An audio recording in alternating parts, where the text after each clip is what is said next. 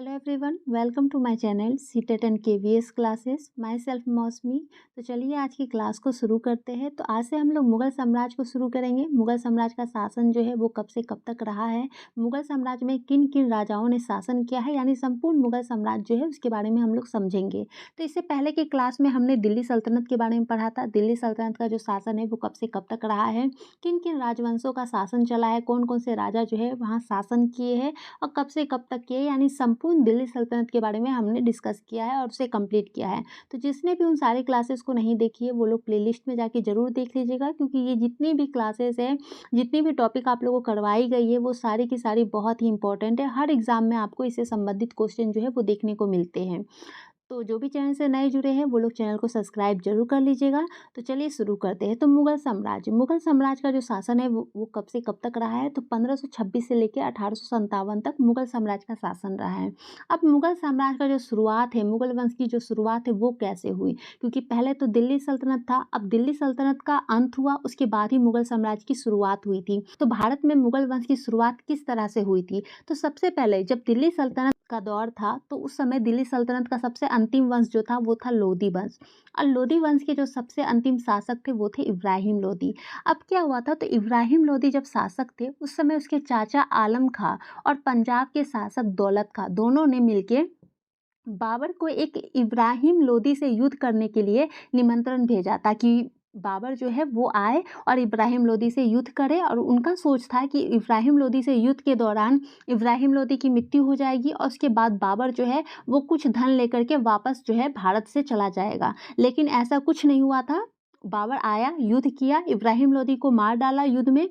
उसके बाद जो है वो अस्थाई वहाँ पे निवास करने के लिए वो रहना चाहता था। बाबर ने भारत में 21 अप्रैल 1526 में इन्होंने पानीपत का प्रथम युद्ध जो है वो लड़ा था। बाबर और इब्राहिम लोधी के बीच हुई थी ये युद्ध।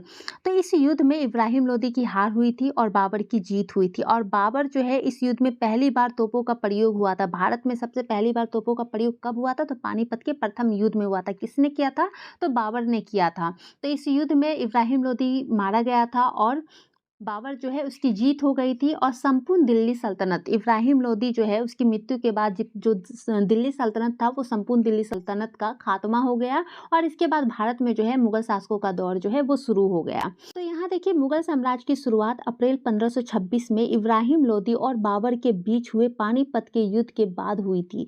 अब मुग़ल साम्राज्य की शुरुआत कब हुई थी, तो अप्रैल 1526 में, जब पानीपत का प्रथम युद्ध हुआ था, 1526 में हुआ था। इब्राहिम लोधी और बाबर के बीच में हुआ था। पानीपत के युद्ध के बाद ही मुग़ल साम्राज्य, मुग़ल वंश की जो है वो शुरुआत हुई थी। इस युद्ध में जीत के बाद भारत में दिल्ली सल्तनत का शासन जो है उसका खात्मा हुआ और मध्यकालीन भारत में मुग़ल वंश की नींव रखी गई। अब ये जो पानीपत का प्रथम युद्ध हुआ इसमें दिल्ली सल्तनत का जो है वो खात्मा हो चुका, यानी दिल्ली सल्तनत जो है उसका संपूर्ण वो खत्म हो गया। और उसके बाद ही भारत में मुग़ल वंश की जो है वो नींव रखी थी। किसने रखी थी, बाबर ने रखी थी। बाबर ने इसकी शुरुआत की थी मुग़ल वंश की। जिसके बाद करीब 18वीं शताब्दी देश के प्रथम स्वतंत्रता संग्राम तक मुग़लों ने भारतीय उपमहाद्वीप पर राज किया था। क्या हुआ था, जिसके बाद जो है जब मुग़ल वंश का जो शुरुआत हो गया भारत में, उसके बाद करीब 18वीं शताब्दी तक, देश के प्रथम स्वतंत्रता संग्राम तक मुग़ल ने भारतीय उपमहाद्वीप पर राज किया था। कब राज किया था, तो प्रथम स्वतंत्रता संग्राम तक जो है मुग़लों ने भारतीय उपमहाद्वीप पर राज किया था। ब्रिटिश ईस्ट इंडिया कंपनी ने आने तक भारत में मुग़लों ने अपना शासन चलाया था। अब भारत में मुग़लों का शासन जो है वो कब तक चला था, तो ब्रिटिश ईस्ट इंडिया कंपनी जो था उसके आने तक भारत में है मुग़लों का शासन जो है वो चला था। उसके बाद मुग़लों का शासन भी खत्म हो चुका था। तो यहाँ देखिए बाबर, अब बाबर युद्ध में जीता था, पानीपत के प्रथम युद्ध में बाबर जीता था। और मुग़ल वंश की शुरुआत भी किसने की थी, तो बाबर ने की थी। यानी ये वहीं से मुग़ल वंश की जो है भारत में शुरुआत हो जाती है और दिल्ली सल्तनत का अंत हो जाता है। तो मुग़ल वंश के संस्थापक बाबर को माना जाता है। बाबर का वास्तविक नाम जो है वो जहीरुद्दीन मोहम्मद बाबर था। मुग़ल वंश का संस्थापक कौन है, इसकी शुरुआत किसने की थी, तो बाबर ने की थी। कब से इसकी शुरुआत हो गई थी, जब पानीपत का प्रथम युद्ध लड़ा गया था इब्राहिम लोधी और बाबर के बीच में, उसी टाइम से जो है मुग़ल वंश की शुरुआत हो चुकी थी। बाबर का वास्तविक नाम जो है वो जहीरुद्दीन मोहम्मद बाबर था। अब बाबर का जन्म 14 फरवरी 1483 ईस्वी को फरगाना के एक छोटे राज्य में हुआ था जो अब उज्बेकिस्तान में है। तो बाबर का जन्म कब हुआ था, तो 14 फरवरी 1483 ईस्वी को हुआ था। कहाँ पे हुआ था? फरगाना नाम के एक छोटा-सा राज्य था, वहाँ पे इसका जन्म हुआ था, जो अब उज़्बेकिस्तान में यानी वर्तमान में जो फरगाना है, वो उज़्बेकिस्तान में है। इसके पिता उमर शेख मिर्ज़ा तैमूर वंशज के थे, फरगाना नामक छोटे राज्य के शासक थे। अब बाबर के जो पिता थे उनका नाम क्या था? तो उमर शेख मिर्ज़ा नाम था, तैमूर वंशज थे। ये कौन किस वंशज के थे? तो तैमूर वंशज के थे, फरगाना नामक एक छोटे राज्य के वो शासक थे। और माता जो है कुतलुक निगार खानूम जो मंगोल वंशज की है, जो चंगोज खां के वंशज की थी। इसकी माता जो है वो किस वंशज की थी? तो चंगोज खां के वंशज की थी। चंगोज खां यानी कि मुगल वंशज की थी। पिता जो थे वो तैमूर वंशज के थे और माता जो थी वो मंगोल वंशज की थी। और जो बाबर थे वो खुद को तैमूर वंशज के मानते थे। अब देखिए 1494 ईस्वी में बाबर के पिता की मृत्यु हो गई। अब बाबर के पिता जो थे उनकी 1494 ईस्वी में इसकी मृत्यु हो गई। अब मृत्यु के बाद जो है बाबर 11 वर्ष की आयु में फरगाना की गद्दी पर बैठा। कब बैठा था? 8 जून 1494 ईस्वी को बैठा था। क्या हुआ था? 1494 में बाबर के जो पिता थे उसकी मृत्यु हो गई थी। अब जब मृत्यु हो गई तो बाबर जो है वो बहुत ही कम उम्र में यानी 11 वर्ष की आयु में ही वो फरगाना की गद्दी पे बैठ गया। 8 जून 1494 में इसके पिता की मृत्यु हुई थी और 1494 में ही ये फरगाना जो है वहाँ की गद्दी पे बैठ गया था। बाबर एवं उत्तरवर्ती मुगल शासक तुर्क और सुन्नी मुसलमान थे। अब जो बाबर थे वो कौन थे? तो सुन्नी मुसलमान थे। बाबर और उत्तरवर्ती मुगल जो थे वो शासक तुर्क एवं सुन्नी मुसलमान थे। बाबर ने मुगल वंश की स्थापना के साथ ही पद पातशाही की स्थापना की, जिसके तहत शासक को बादशाह कहा जाता है। अब बाबर ने क्या किया था? बाबर ने मुगल वंश की स्थापना के साथ यानी जब मुगल वंश की स्थापना की, जब मुगल वंश की शुरुआत की, उसी समय जो है पद पातशाही की स्थापना भी कर दी थी, जिसके तहत जो शासक होते थे उसे बादशाह कहा जाता था। अब जो बाबर थे इन्होंने बादशाह की उपाधि भी धारण की थी। और जो इसके पिता थे, इसके पूर्वज थे, उन्होंने मिर्जा की उपाधि धारण की थी। इनके पूर्वजों ने मिर्जा की उपाधि धारण की थी और जो बाबर थे उन्होंने बादशाह की उपाधि धारण की थी। अब देखिए बाबर का प्रारंभिक संघर्ष। अब बाबर जो है इसका प्रारंभिक संघर्ष क्या था यानी शुरुआती जो संघर्ष था बाबर का वो क्या था? तो 1494 ईस्वी में समरकंद को जीतने का प्रयास किया परंतु असफल रहा। सबसे पहले इन्होंने क्या किया? तो 1494 में समरकंद को जीतने का प्रयास किया था परंतु ये असफल रहा। फिर 1497 में समरकंद को जीता पर 100 दिन के लिए। अब क्या हुआ? फिर से वो 1457 ईस्वी में समरकंद को जीता पर 100 दिन के लिए ही वो शासन किया था, उसके बाद फिर से उसे हटा दिया गया। अब देखिए 1501 ईस्वी में इसने पुनः समरकंद को जीता, इस बार 8 महीने के लिए शासन किया था। अब 1501 में इसने पुनः से समरकंद को जीत लिया और उस बार जो है 8 महीने के लिए ही ये शासन किया था। फिर 1504 ईस्वी में काबुल और गजनी को जीता। बाबर ने 1504 ईस्वी में काबुल और गजनी को जीता। तो अगर पूछा जाता है काबुल और गजनी को बाबर ने कब जीता? तो 1504 में जीता। उसके बाद देखिए 1507 ईस्वी में बाबर ने बादशाह की उपाधि धारण की, जिसे अब तक किसी तैमूर शासक ने धारण नहीं की थी। अब 1507 में इस पॉइंट को एकदम ध्यान में रखिएगा, 1507 ईस्वी में बाबर ने बादशाह की उपाधि धारण की थी, जिसे अब तक किसी भी तैमूर शासक जो थे उन्होंने धारण नहीं किया था। ये इकलौते थे तैमूर शासक जिन्होंने बादशाह की उपाधि धारण की थी और इनके पिता जो थे, इनके जो पूर्वज थे, इन्होंने मिर्जा की उपाधि धारण की थी। देखिए 1511 ईस्वी में एक बार पुनः समरकंद पर आक्रमण कर अधिकार किया और 1512 में इसे खो बैठा। क्या हुआ? 1511 में एक बार पुनः फिर से समरकंद पर आक्रमण किया, उस पर अधिकार किया और फिर 1512 में फिर से उसके हाथ से वो जो है समरकंद वो निकल गया यानी वो उसे खो बैठा। मध्य एशिया में असफलता के बाद वह भारत की ओर बढ़ा। अब क्या हुआ? मध्य एशिया में वो लगातार जो असफल होता रहा, उस असफलता के बाद वो क्या किया? तो भारत की ओर बढ़ गया। अब देखिए बाबर का भारतीय अभियान। अब तो मध्य एशिया में वो असफल हो रहा था और वो भारत की ओर बढ़ा, तो बाबर का भारतीय अभियान क्या था? भारत अभियान जो था उसका वो क्या था? तो 1519 में भारतीय सीमा क्षेत्र बाजोर और भेरा को जीता था। 1519 में भारतीय सीमा क्षेत्र बाजोर और भेरा जो था उसको इन्होंने जीता था। फिर 1519 में पेशावर को जीता था। 1520 में बाजोर, भेरा, पंजाब और सियालकोट जो कि पाकिस्तान में है तक अधिकार कर लिया था। क्या हुआ था? 1520 में ये बाजोर में, भेरा में, पंजाब के सियालकोट जो कि पाकिस्तान में है उस पे भी उन्होंने अधिकार कर लिया।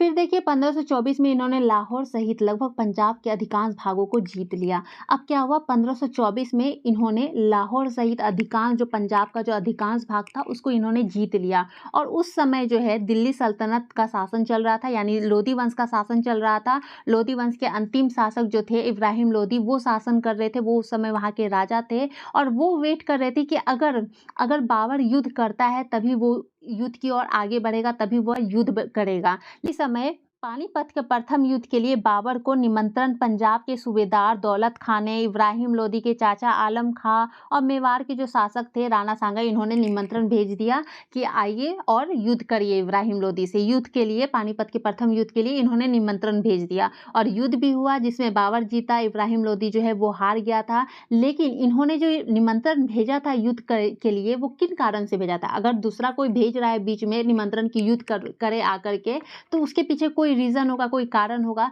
तो उनका मानना था कि बाबर जो है वो भारत आएगा, युद्ध करेगा, इब्राहिम लोदी को मार देगा और उसके बाद कुछ धन जो है वो लेकर फिर वापस चला जाएगा। लेकिन ऐसा हुआ नहीं। बाबर आया, युद्ध किया, वो जीता भी युद्ध, और वो जो है बसने के पर्पस से आया था ताकि वो अस्थायी वहाँ पे निवास कर सके। फिर देखिए पानीपत के प्रथम युद्ध के लिए बाबर को निमंत्रण पंजाब के सूबेदार दौलत खां, इब्राहिम लोदी के चाचा आलम खां तथा मेवाड़ के जो शासक थे राणा सांगा ने दिया।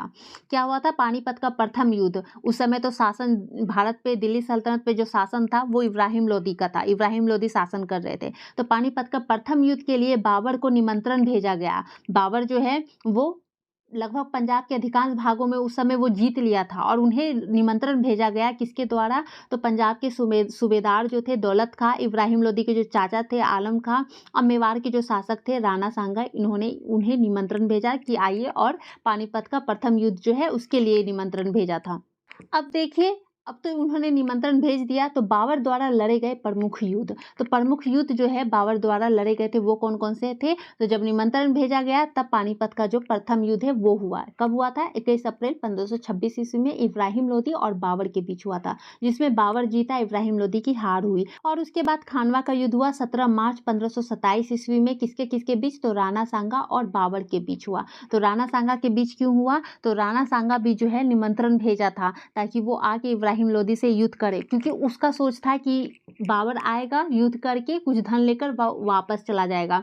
लेकिन ऐसा हुआ नहीं। और जब बाबर वहाँ स्थायी रहने के लिए जब वो सोचा तो उसका विरोध किया था राणा सांगा ने, और उसी विरोध के कारण खानवा का युद्ध हुआ था। अब नेक्स्ट है चंदेरी का युद्ध, जो कि 29 जनवरी 1528 ईस्वी में हुआ था। मेदिनी राय और बाबर के बीच में हुआ था और बाबर इसमें जीता था। घाघरा का युद्ध, जो कि 6 मई 1529 ईस्वी में हुआ था, अफगानों और बाबर के बीच हुआ था। इसमें भी बाबर जीता था, यानी सारे युद्धों में बाबर ही जीता था। तो इसे ध्यान रखिएगा, ये बहुत ही ज़्यादा इंपॉर्टेंट है। कब कौन सा युद्ध हुआ था, किसके किसके बीच हुआ था और कौन जीता था, तो ध्यान कैसे रखना है। तो इतना ध्यान रखिएगा, दिल्ली सल्तनत का जब अंत हो रहा था और मुगलों का शासन जो है वो शुरू हो रहा था, मुगल वंश की शुरुआत हो रही थी, तो सबसे पहला जो युद्ध हुआ था वो कौन सा था? तो 1526 में हुआ था, पानीपत का प्रथम युद्ध। ये हर किसी को याद रहता है। तो जब युद्ध हुआ तो युद्ध के बाद कोई क्या करता है? आप लोग किसी से लड़ाई पीट करते हो, किसी से मार पीट करते हो, कुछ भी करते हो, तो सबसे पहले क्या काम करते हो? जब खत्म हो जाता है उसके बाद पानी पीते हो, यानी पानीपत का प्रथम युद्ध का 1526 में। उसके बाद 26 के बाद क्या आता है? तो 27 आता है। तो उसके बाद क्या करते हो? पानी पीने के बाद निश्चिंत हो के आप खाना खाओगे कि चलो युद्ध में जीत गया, अब मैं खाना खाऊंगा। तो उसके बाद खाना खाते हो और उसके बाद फिर 1527 के बाद क्या आता है? 1528। अब 28 में क्या हुआ? तो चंदेरी का युद्ध हुआ, यानी कि अब खाना वाना खा करके अब निश्चिंत होकर के अब चाय पीना है, शाम का मज़ेदार चाय पीना है। और उसके बाद क्या करना है? तो 1529 आता है। उसके बाद घाघरा का युद्ध हुआ, यानी कि चाय पी के निश्चिंत होकर अब आपको वापस घर जाना है सोने के लिए। क्लियर है? तो सबसे पहले क्या किए? पानी पिए, पानी के बाद खाना, उसके बाद क्या किए? तो चाय पिए और उसके बाद वापस घर चले गए। तो इसे ध्यान में रखिएगा। आपको जिस भी ट्रिक से आप लोग को ध्यान में रहे, याद रहे, आप लोग वो ट्रिक यूज़ कीजिए और अपने दिमाग में जो है वो सेट कर लीजिए। नेक्स्ट देखिए पानीपत का प्रथम युद्ध। अब पानीपत का जो प्रथम युद्ध है वो 1526 में हुआ था। तो पानीपत का प्रथम युद्ध 21 अप्रैल 1526 ईस्वी में हुआ था। पानीपत के निकट लड़ा गया था। पानीपत का युद्ध कहाँ हुआ था? तो पानीपत के निकट लड़ा गया था। पानीपत वह स्थान है जहाँ 12वीं शताब्दी के बाद उत्तर भारत पर नियंत्रण को लेकर निर्णायक लड़ाई चली थी। अब पानीपत जो है वो कौन सा स्थान है? तो जहाँ पे 12वीं शताब्दी में उत्तर भारत पर नियंत्रण को लेकर के निर्णायक लड़ाई चली थी, बहुत लड़ाई चली थी। नेक्स्ट देखिए पानीपत के प्रथम युद्ध ने ही भारत में मुगल साम्राज्य की नींव रखी थी। अब पानीपत का जो प्रथम युद्ध था वही युद्ध जो है भारत में मुगल साम्राज्य का नींव रखा था। सबसे पहले क्या हुआ था? तो दिल्ली सल्तनत था। इससे पहले दिल्ली सल्तनत था और अंतिम शासक जो थे वो इब्राहिम लोदी थी। अब इब्राहिम लोदी से ही पानीपत का युद्ध हुआ था और उसी समय से इस युद्ध में ही दिल्ली सल्तनत का अंत हो चुका और मुगल वंश जो है, मुगल साम्राज्य जो है उसकी नींव रखी गई, उसकी शुरुआत हुई। पानीपत के प्रथम युद्ध में ही भारत में पहली बार मुगलों ने बारूद, आग्नेयास्त्र और तोपों का प्रयोग किया था। तो पानीपत के प्रथम युद्ध जो था उसी में भारत में पहली बार मुगलों ने बारूद का, आग्नेयास्त्रों और तोपों का प्रयोग किया था। किसने किया था? बाबर ने किया था। पानीपत का प्रथम युद्ध बाबर और दिल्ली के सल्तनत के लोदी वंश के सुल्तान इब्राहिम लोदी के बीच लड़ा गया था। पानीपत का जो प्रथम युद्ध था वो बाबर के बीच हुआ था और दिल्ली सल्तनत के जो आखिरी शासक थे, जो लोदी वंश के आखिरी शासक थे इब्राहिम लोदी, उनके बीच लड़ा गया था। इस युद्ध में जहीरुद्दीन बाबर की जीत हुई थी। जो बाबर था इसमें जीता था पानीपत के प्रथम युद्ध में। पानीपत का प्रथम युद्ध जीतने के बाद बाबर ने जनता में चांदी के सिक्के बंटवाए थे। अब क्या हुआ था? जब पानीपत का प्रथम युद्ध था उसमें जब जीता था बाबर तो वो जनता में चांदी का सिक्का जो है वो बंटवाया था, जिस कारण जनता ने इसे कलंदर यानी कि दानी की उपाधि दी थी। तो बाबर को कलंदर की उपाधि किसने दी थी? जनता ने दी थी। किस युद्ध में जीतने के बाद? तो प्रथम युद्ध में जीतने के बाद जो है बाबर जो है जनता को चांदी का सिक्का बांटा था। इस खुशी में जो जनता है वो बाबर को कलंदर की उपाधि जो है वो दी थी और उसके उदारता के लिए, जो कलंदर की उपाधि थी बाबर के उदारता के लिए दी गई थी। नेक्स्ट देखिए खानवा का युद्ध। अब खानवा का युद्ध जो है वो 1527 में हुआ था। पानीपत का प्रथम युद्ध बाबर ने यह निर्णय नहीं किया था कि वह भारत में अस्थायी रूप से रहेगा। अब पानीपत का जो प्रथम युद्ध था जब बाबर और इब्राहिम लोदी में लड़ा गया था तो उस युद्ध के समय जो है ना बाबर ये निर्णय नहीं किया था कि वह जो है भारत में ही अस्थायी रूप से रहेगा। जैसे ही बाबर ने भारत में रहने की योजना बनाई तो राणा सांगा ने विरोध कर दिया। अब क्या था? अब राणा सांगा तो पहले सोचा था, निमंत्रण भेज दिया था कि आके युद्ध करे इब्राहिम लोदी से। वो तो सोच रहा था, अपने मन में प्लान बनाया था कि बाबर जो है युद्ध करेगा, इसको मार डालेगा, उसके बाद कुछ धन लेके वो वापस चला जाएगा। लेकिन हुआ उल्टा, बाबर जो है वो अस्थायी रूप से रहने का योजना बनाने लगा। अब जब उसे पता चला कि वो अस्थायी रूप से रहने का योजना बना रहा है तो वो उसका विरोध करने लगा। राणा सांगा जो है इसका विरोध करने लगा और इसके विरोध के कारण 1527 में खानवा का युद्ध हुआ था। कहाँ पे हुआ था? तो आगरा के समीप हुआ था। यह युद्ध बाबर और राणा सांगा के बीच हुआ था। तो खानवा का युद्ध किसके बीच हुआ था? बाबर और राणा सांगा के बीच हुआ था, जिसमें बाबर की जीत हुई थी, राणा सांगा हारा था। बाबर ने अपने सैनिकों का मनोबल बढ़ाया और सैनिक पर लगने वाले तमगा नामक टैक्स जो है वो खत्म कर दिया। अब बाबर क्या किया था? अपने जो सैनिक थे उसका मनोबल बढ़ाया और सैनिकों पे जो लगने वाले तमगा नामक जो टैक्स था उसको खत्म कर दिया। नेक्स्ट देखिए इसी युद्ध में बाबर ने जिहाद शब्द यानी धर्म के लिए खानादेश का प्रयोग किया था। अब खानवा के युद्ध में ही बाबर ने जिहाद शब्द का प्रयोग किस युद्ध में किया था? तो खानवा के युद्ध में किया था। जिहाद शब्द यानी धर्म के लिए खानादेश का प्रयोग किया था। इस युद्ध में बाबर अपने सैनिकों को मदिरा पीने से रोक लगा दिया। अब क्या हुआ? इस युद्ध में, ये जो युद्ध था खानवा का, इसी युद्ध में बाबर ने अपने सैनिकों को मदिरा जो था उसको पीने पे रोक लगा दिया, कि शराब जो है उसे पीने पे रोक लगाया। किस युद्ध में? तो खानवा के युद्ध में। बाबर की सेना पूरी बहादुरी से लड़ी और इस युद्ध में बाबर की जीत हुई। अब जो उसकी सेना थी वो पूरी बहादुरी से लड़ी क्योंकि उसका मनोबल भी बढ़ा रहा था बाबर, और साथ ही उसमें जो कर लगते थे, जो टैक्स उन्हें देना पड़ता था, उसे भी खत्म कर दिया था और साथ में सैनिकों का जो मदिरा पीने का जो था उस पर भी रोक लगा दिया था। और तब क्या हुआ? इसका नतीजा, सैनिक जो है वो पूरी बहादुरी से लड़ा था और इस युद्ध में बाबर जो है उसकी जीत हुई थी। खानवा युद्ध में विजय के बाद बाबर ने गाजी की उपाधि धारण की थी। अब खानवा युद्ध में जब विजय हुआ, जब वो जीत गया खानवा का युद्ध, तो उसके बाद बाबर ने गाजी की उपाधि धारण की थी। तो बाबर ने गाजी की उपाधि किस युद्ध के बाद धारण की थी? तो खानवा के युद्ध के बाद धारण की थी। इसे ध्यान रखिएगा। इसी युद्ध के बाद बाबर ने यह निर्णय लिया कि वह भारत में अस्थायी रूप से रहेगा। अब बाबर ने कब निर्णय लिया कि वो अस्थायी रूप से भारत में रहेगा? तो खानवा का जब युद्ध हुआ उसके बाद वो भारत में अस्थायी रूप से रहने के लिए निर्णय ले लिया। इसी निर्णय समय के कारण जो है राणा सांगा से उसकी युद्ध हुई और खानवा का युद्ध हुआ जिसमें बाबर जीता था और राणा सांगा की हार हुई थी। तो खानवा के युद्ध के बाद वो अस्थायी रूप से भारत में रहने का निर्णय ले लिया था। नेक्स्ट देखिए चंदेरी का युद्ध। अब चंदेरी का युद्ध जो है वो 1528 में हुआ था। चंदेरी मालवा और बुंदेलखंड की सीमा पर स्थित एक महत्वपूर्ण व्यापारिक और राजनीतिक केंद्र है। तो चंदेरी क्या है? तो मालवा और बुंदेलखंड जो है उसकी सीमा पर स्थित महत्वपूर्ण व्यापारिक और राजनीतिक केंद्र है। यहाँ व्यापारिक केंद्र है, ध्यान रखिएगा। चंदेरी जो है एक व्यापारिक और राजनीतिक केंद्र है। युद्ध में बाबर ने मेदिनी राय को पराजित किया और उसके 2 पुत्रियों को अपने 2 पुत्र हुमायूं और कामरान को भेंट कर दिया। अब क्या हुआ था? तो युद्ध में मेदिनी राय जो थी उसको पराजित किया था और उसकी 2 पुत्री, उसकी जो 2 पुत्री थी उस 2 पुत्रियों को अपने 2 पुत्र हुमायूं और कामरान को भेंट कर दिया, यानी उसे दे दिया उसकी पुत्रियों को। अब बाबर के 4 पुत्र थे, हुमायूं थे, कामरान थे, अस्करी थे तथा हिंदाल थे। ये 4 पुत्र थे जिसमें से 2 पुत्र को उन्होंने उनकी 2 पुत्रियों को भेंट किया था, हुमायूं और कामरान को। अब देखिए घाघरा का युद्ध जो कि 1529 में हुआ था। तो 6 मई 1529 ईस्वी में इसने घाघरा के युद्ध में बिहार और अफगान के संयुक्त सेना को पराजित कर दिया। अब क्या हुआ था? तो घाघरा के युद्ध में बाबर ने बिहार और अफगान का जो संयुक्त सेना था उसको पराजित कर दिया था। इसका नेतृत्व महमूद लोदी ने किया था। इसका जो नेतृत्व है वो किसने किया था? तो महमूद लोदी ने किया था। किंतु बाबर ने अफगानों का पूर्णतः सफाया नहीं किया। पर क्या हुआ था? ये तो किया लेकिन बाबर जो था वो अफगानों का पूर्णतः सफाया नहीं किया था, यानी पूरी तरह से ये जो अफगान थे उसको समाप्त नहीं किया था। यही बचे हुए जो अफगान थे सैनिक हुमायूं के लिए खतरा बन गया। अब जो बाबर है उसके बाद जो शासक कौन बना था? तो हुमायूं बना था। अब यही जो बचे हुए सैनिक थे, अफगान के जो सैनिक थे, ये हुमायूं के लिए बाद में खतरा बनकर सामने आया था। अब देखिए करीब 48 वर्ष की आयु में 26 दिसंबर 1530 ईस्वी को आगरा में बाबर की मृत्यु हो गई। अब 48 वर्ष की उम्र में ये गद्दी पे कब बैठा था? तो 11 वर्ष की उम्र में। और इसकी मृत्यु कब हुई? 48 वर्ष की आयु में। 26 दिसंबर 1530 में इसकी मृत्यु हो गई थी। आगरा में बाबर की मृत्यु हो गई थी। कहाँ पे बाबर की मृत्यु हुई थी? तो आगरा में मृत्यु हुई थी। प्रारंभ में बाबर के शव को आगरा में दफनाया गया। शुरुआत में क्या हुआ था? जब इसकी मृत्यु हुई थी तो बाबर का जो शव था, जो उसकी लाश थी, उसे आगरा में ही दफना दिया गया था क्योंकि आगरा में इसकी मृत्यु हुई थी। पर बाद में क्या हुआ? काबुल में उसके द्वारा चुने गए स्थान पर इसके शव को दफनाया गया। उस समय जब आगरा में देहांत हुआ, इसकी मृत्यु हुई, तो आगरा में दफनाया गया। उसके बाद क्या किया? काबुल में उसके द्वारा जो चुना गया स्थान था, क्या हुआ था? बाबर ने पहले से अपने लिए जो है कब्र चुन लिया था कि मुझे कहाँ दफनाना है। तो क्या किया गया? तो बाबर के जो लाश थी उसे काबुल में उसके द्वारा चुने गए स्थान पर जाके उनके शव को दफना दिया गया।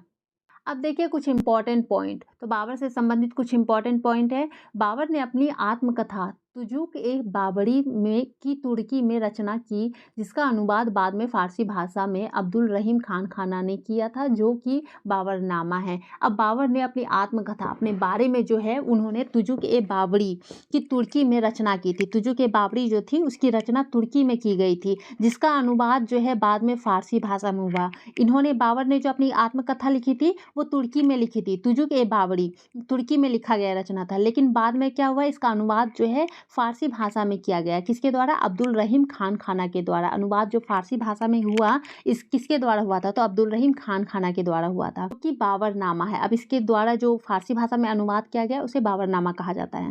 नेक्स्ट है बाबर ने अपनी आत्मकथा बाबरनामा की रचना की, जिसका अनुवाद बाद में फारसी भाषा में अब्दुल रहीम खान खाना ने किया था। बाबर जो थे उसने अपनी आत्मकथा बाबरनामा की रचना की थी, जिसका अनुवाद जो है बाद में फारसी भाषा में हुआ था। किसने किया था फारसी भाषा में अनुवाद? तो अब्दुल रहीम खान खाना ने किया था। अपनी आत्मकथा में बाबर ने औपचारिक बागों की योजना और उनके बनाने में अपनी रुचि का वर्णन किया था।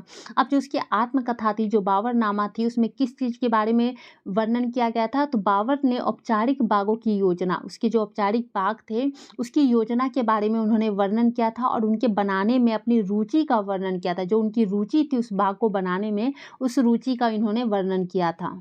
ये बाग दीवार से घिरे होते थे। अब ये जो बाग थे वो दीवारों से घिरे होते थे तथा कृत्रिम नहरों द्वारा 4 भागों में विभाजित आयताकार आहते में स्थित थे। अब ये जो थे 4 भागों में विभाजित आयताकार आहते जो है उसमें स्थित थे। 4 समान हिस्सों में बटे होने के कारण ये 4 बाग कहलाते हैं। अब ये 4 बाग क्यों कहलाते हैं? तो 4 समान हिस्सों में, यानी सब बराबर हिस्सों में बटे होने के कारण जो है इसे 4 बाग कहा जाता है। बाबर की भारत में सफलता का मुख्य कारण उसका तोपखाना था। अब जो बाबर है उसका भारत में जो सफलता का मुख्य कारण था वो क्या था? तो तोपखाना था। यानी पानीपत के प्रथम युद्ध में भी उन्होंने तोपों का प्रयोग किया था और वो युद्ध उसने जीत लिया था। तो वैसे ही तोपखाना जो था उसका ये प्रमुख था उसकी सफलता का कारण का। बाबर के तोपखाने की देखभाल का दायित्व उस्ताद अली और मुस्तफ़ा नामक 2 तुर्की अधिकारी के हाथों में था। अब जो बाबर का जो तोपखाना था उसकी देखभाल का दायित्व किसे दिया गया था कि वही उसकी देखभाल करेगा? तो उस्ताद अली को और मुस्तफ़ा नामक 2 तुर्की अधिकारी थे। जो उस्ताद अली थे और मुस्तफ़ा जो थे वो तुर्की अधिकारी थे। इनके हाथों में सौंप दिया गया था कि वही उसका देख-रेख करेगा, उसकी देखभाल करेगा, उसका दायित्व उसे सौंप दिया गया। बाबर ने पानीपत की विजय के बाद काबुल वासियों को शाहरुख नामक चांदी के सिक्के दान किए थे। अब जो बाबर था वो पानीपत में विजय के बाद बाबर जब पानीपत में जीता उसके बाद काबुल वासियों को, जो काबुल के निवासी थे जो काबुल में रहते थे, उनको शाहरुख नामक चांदी के सिक्के दान किए थे। तो शाहरुख नामक चांदी के सिक्के कब दान किए थे और किस युद्ध के बाद दान किए थे? तो पानीपत के प्रथम युद्ध के बाद जो है उन्होंने ये दान किया था। बाबर के 4 पुत्र थे। कौन-कौन? हुमायूँ, कामरान, अस्करी और हिंदाल था। ये 4 पुत्र थे बाबर के। बाबर का उत्तराधिकारी कौन बना? तो हुमायूँ बना था। इसका जो पहला पुत्र था हुमायूँ वही बाबर का उत्तराधिकारी बना। तो आज के लिए इतना ही। नेक्स्ट क्लास में हम लोग हुमायूँ के बारे में पढ़ेंगे, हुमायूँ के शासनकाल के बारे में पढ़ेंगे और इम्पोर्टेंट पॉइंट्स जो भी हुमायूँ से संबंधित रहेंगे उस सभी को समझेंगे। तो वीडियो अच्छी लगी हो तो वीडियो को लाइक, शेयर और चैनल को सब्सक्राइब ज़रूर कर दीजिएगा। जितना ज़्यादा हो सके आप लोग इसे शेयर कीजिएगा ताकि दूसरे को भी इस क्लास से हेल्प मिल सके।